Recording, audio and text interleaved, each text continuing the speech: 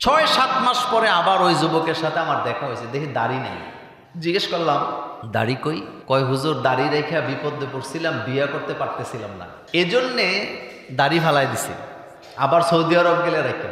আমি হাসি দিয়ে বললাম এদেশের আলেম ওলামার তো দাড়ি রেখেই বিয়ে করে, তো তারা কি বিয়ে করে নেই? কয় হুজুর করছে তো, কিন্তু আমি যেই টাইপের মাইয়া মানে মেয়ে বিয়ে করতে চাইছি ওই টাইপের মেয়েরা দাড়ি পছন্দ করে না। তা আমি তখন বলেছিলাম যেই টাইপের মেয়েরা দাড়ি পছন্দ করে না ওই টাইপের মেয়ে নিয়ে সংসার করাটাও নিরাপদ না। পরবর্তীতে শুনলাম ঘটনা ঠিকই, তাইন বিদেশ গেছে আর কি শেষ। সেনাবাহিনীতে পুলিশে দাড়ি রাখতে হইলে কি লাগে? অনুমতি লাগে। তো অনুমতিটা কে দেয়? তাকে এই অধিকার দিল কে? এই ক্ষমতা তাকে কে দিল? 90% মুসলমানের দেশে দাড়ি রাখতে ঊর্ধ্বতন কর্মকর্তা বা অফিসারের কি বলে পারমিশন লাগবে। এটা জাতির সাথে তামসা হতে পারে, এছাড়া আর কিছু না। 90% মুসলমানের দেশে প্রত্যেকটি পুরুষের গালের মধ্যে কি থাকা দরকার ছিল? কথা আসতে কইছেন? সবার কি আছে? এটা কি ব্যক্তিগত বিষয় না রাসূলকে ভালোবাসার বিষয়? আচ্ছা বলেন তো, সব নবীদের দাড়ি ছিল না? কোন নবীর দাড়ি ছিল না? দাড়িতে মানুষের সৌন্দর্য বাড়ে না কমে? দাড়িতে মানুষের সম্মান বাড়ে না কমে? কিন্তু এই যে ব্রিটিশের আইন দিয়ে আমরা চলি, সেনাবাহিনীতে পুলিশে দাড়ি রাখতে হইলে কি লাগে? অনুমতি লাগে। তো অনুমতিটা কে দেয়? তাকে এই অধিকার দিল কে? এই ক্ষমতা তাকে কে দিল? 90% মুসলমানের দেশে দাড়ি রাখতে ঊর্ধ্বতন কর্মকর্তা বা অফিসারের কি বলে পারমিশন লাগবে। এটা জাতির সাথে তামসা হতে পারে, এছাড়া আর কিছু না। এ কথাটা কেন বললাম? একজন যুবকের সাথে আমার দেখা হলো, সৌদি আরব থেকে আসছে, সুন্দর চেহারা, দাড়ি টাড়ি আছে। বলল হুজুর দোয়া করেন, সৌদি থেকে আসছি, উমরাও করছি, রাসূল সাল্লাল্লাহু আলাইহি ওয়াসাল্লামের রওজায়ও গেছি, দাড়ি রেখে দিছি। 6-7 মাস পরে আবার ওই যুবকের সাথে আমার দেখা হয়েছে, দেখি দাড়ি নেই। জিজ্ঞেস করলাম দাড়ি কই? কয় হুজুর দাড়ি রেখে বিপদে পড়ছিলাম, বিয়ে করতে পারতেছিলাম না, এজন্যে দাড়ি ফালাই দিছি, আবার সৌদি আরব গেলে রেখে। আচ্ছা এখন বলেন তো, সে কি তার স্ত্রীকে বেশি ভালোবাসলো নাকি সে রাসূল সাল্লাল্লাহু আলাইহি ওয়াসাল্লামের দাড়িকে বেশি ভালোবাসলো? স্ত্রীকে ভালোবাসছে, মানে বউ পাইতে দাড়ি ফালাই। আমি হাসি দিয়ে বললাম যে ভাইজান এদেশের আলেম ওলামার তো দাড়ি রেখেই বিয়ে করে, তো তারা কি বিয়ে করে নেই? কয় হুজুর করছে তো, কিন্তু আমি যেই টাইপের মাইয়া মানে মেয়ে বিয়ে করতে চাইছি ওই টাইপের মেয়েরা দাড়ি পছন্দ করে না। তা আমি তখন বলেছিলাম যেই টাইপের মেয়েরা দাড়ি পছন্দ করে না ওই টাইপের মেয়ে নিয়ে সংসার করাটাও নিরাপদ না। কারণ এটা যে কোনো সময় ফলটি লইতে পারে। কথা কি বুঝে আসছে আপনাদের? পরবর্তীতে শুনলাম ঘটনা ঠিকই, তাইন বিদেশ গেছে আর কি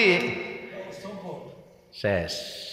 আমাদের দেশে যারা বুদ্ধিজীবী হয়, প্রফেসর হয়, অনেকে, সবাই না, দাড়িকে পছন্দ করে না, বোরকাকে পছন্দ করে না। তো এখন আপনাদের কাছে আমি একটা প্রশ্ন করি, ডক্টর মোহাম্মদ শহীদুল্লাহর চাইতে বড় পণ্ডিত বাংলাদেশে আর আছেন? উনি কি একটা ভাষা জানতেন না অনেকগুলো ভাষা? তো ওনার দাড়ি আছে না? তো ওনার বোধহয় স্ত্রী নেই।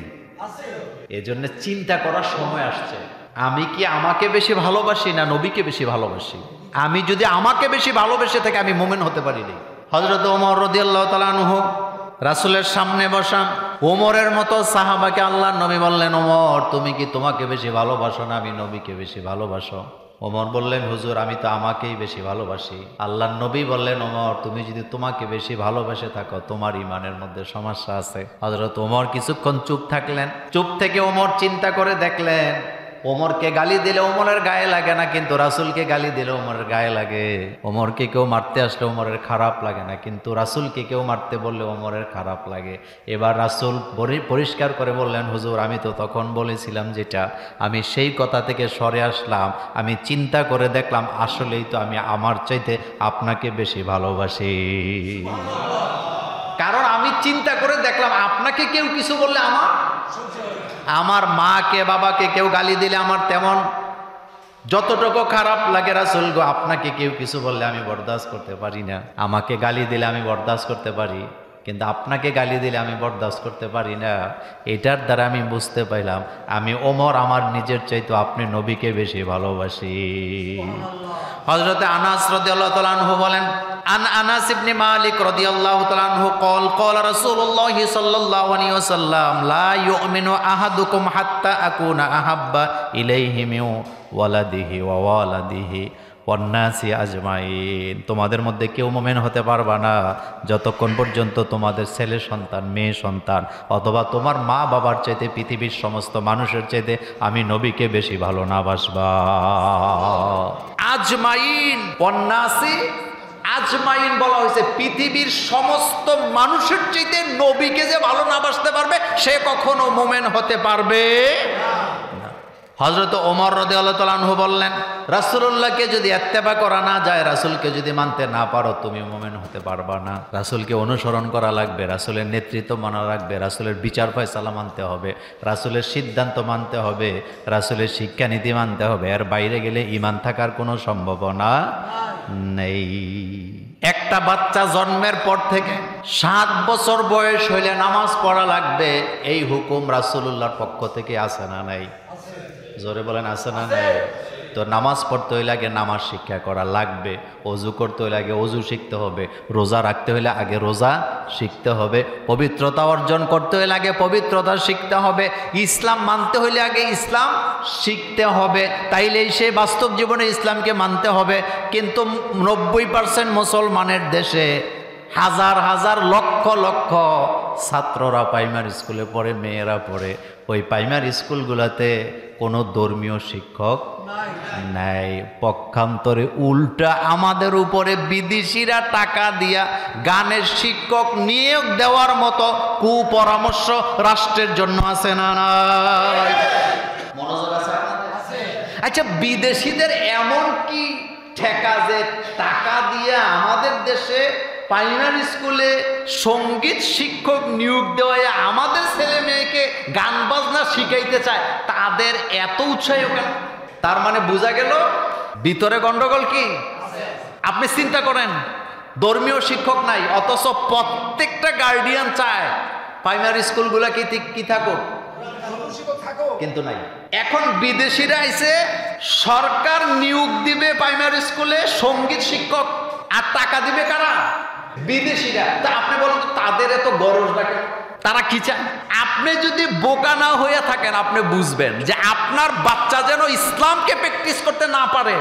কারণ কোমলমতি বাচ্চাদেরকে যা শিক্ষা দিবেন, আলিফ বা তা সা, এটার যে মাখরাজ আছে, ছোট বাচ্চারা যেভাবে এটাকে আয়ত্ত করতে পারে, 25 বছরের যুবকেরা এটা এভাবে করতে পারে না। যার কারণে ছোটকাল থেকে সারে গা মা পা দা নিশা শিখে আপনার বাচ্চাটা তো ইসলাম থেকে যাতে দূরে সরে যেতে পারে, এই জন্যই তারা চেষ্টা করে যাচ্ছে। আর আমি আর আপনি বসে বসে তাসবিহ সূরা জপতেছি। কি জপতেছি?